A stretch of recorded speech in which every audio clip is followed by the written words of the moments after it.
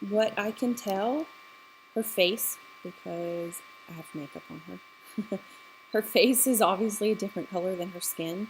I like the color of her face. She tends to photograph very gray, so a lot of times I have to add either makeup or I have to add a lot of red and yellow to her.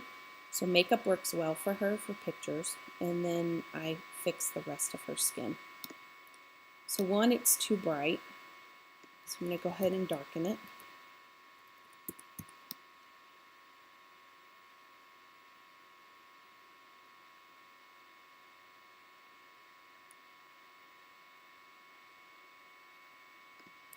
And I'm using my brush is at 43% hardness. I'm becoming a fan of the hard brush. It's allowing for my masking to be pretty darn close to what it needs to be. So again, now you can see everywhere that I've hit. We need to do this a little bit more under her neck. So we'll go and check it, and you can see where it got on her too much. Oops. So just take that off. And then a lot of times on these close lines, I'll take my hardness back down and just come in and blend a little.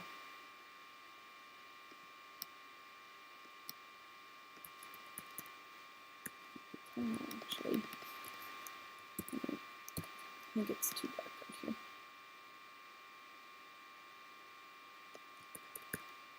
Okay, so that's before and after, and you can tell it matches much better. I also am probably going to add a little bit of mid-tone red.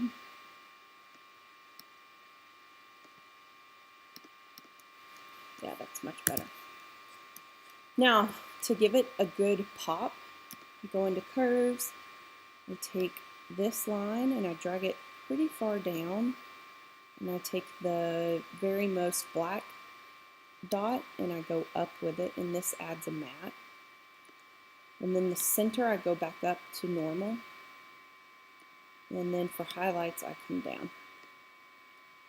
And then I might reduce that some also. I'm going to go a little bit more.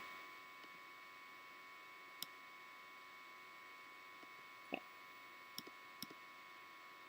That's still too much. So I'm going to take it back down.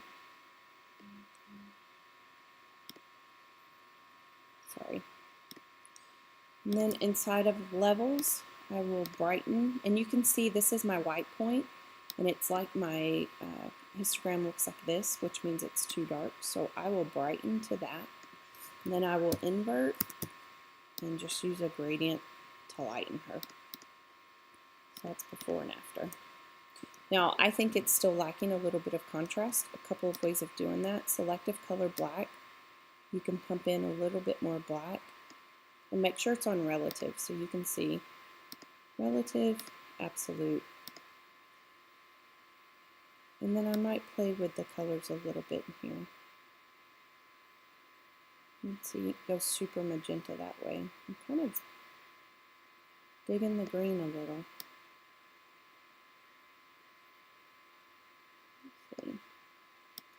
And literally with this, I just play with colors. I'm a big fan of changing colors. I think that's looking pretty good. Now I do Dodge and Burn, and I want to say this is Damien's Dodge and Burn, but honestly I don't know where it's from. So I'll come in here, use my burn tool at about 20% on midtones, and just come add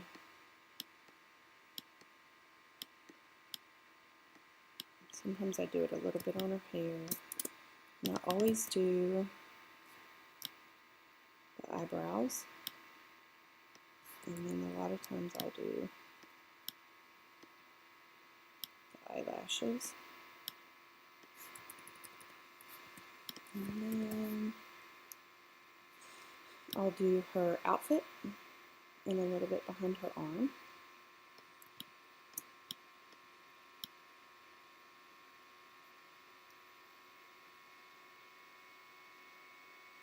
Now, the thing with dodge and burn, you can see it made everything kind of red. So I'll take care of that with the saturation. But first I'm going to go in and work on my highlights. Again, we're going to do dodge, midtones, about 10% is good. And I do a triangle under her eye. I do a strip on her nose. And kind of a triangle up there. I hit her chin a little. And normally come here. And I'll hit the arm. And anything else. And sometimes I'll hit the hair. And the only place I normally hit the hair is kind of where the sun hits it more. Just to give some good highlights. Now I've got to go and take care of my saturation. I'll do this at 10%. And you can see it's taking it all down. Okay, now obviously this is way too much dodge and highlight. So you can see before and after. It's way too much. So we're going to come here to shadows, turn it down, highlights, turn it down, and my saturation I might turn down just a tad. Okay. See, before, after. Before, after. And I'm still not liking, I think there's too much going on down here. Watch the before, after. So a lot of times I'll come in here and just add another levels layer. And paint some color back on. Oh, so much better. Paint the cup too. Okay, now turn it down just a tad, and I normally feather out my selections. And I'm going to hit her face a little too to add a little bit more contrast in. Okay, so there's before, after, before, after. I think my highlights might be a little much. Okay, that's looking good. Another tool I use a lot is the sponge tool, and really it's just adding saturation. I normally start pretty high. It's kind of how I add some sun into my portraits.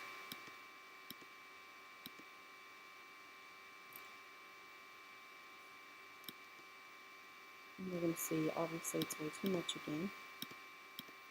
Just turn it down a little. Oh, how pretty is that? Actually, I'm not liking the spot, so I will add a mask and remove it. Okay, it's looking pretty good. With her, because she photographs very gray, a lot of times I have to raise my saturation on the entire image, and it helps her skin a lot. So I would also go in and fix the dress in the back, just so it's smoother. And I would exaggerate this a lot.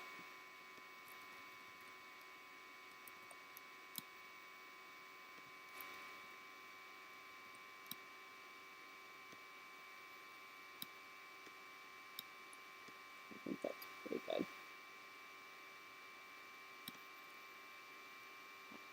Before, after. And then my last step is sharpen. I do copy background, filter, sharpen, unsharp mask. And I do that at super high numbers. It's going to look extremely crunchy. So I do this on every portrait, 161, 55, and 4. Click OK. And then I add a mask and I invert it. I only paint my sharpening on my subject. And here's the trick with sharpening. If it's a close-up picture like this, you can do it at 100%. If it is a full body shot or further away, sometimes you're going to have to go down to 40% or it's way too crunchy. But on this one, watch. Ooh, isn't that awesome? Most of the time I take it across the whole body, what they're holding, and I really like to get the hair. I think a sharp hair makes it look pretty nice. Okay, maybe take that down just a tad. And my secret to watching too crunchy of sharpening is you will get a white line above their lip on every single one if it's too sharpened. So with a white line here, and you don't see one here, so it's not too sharpened.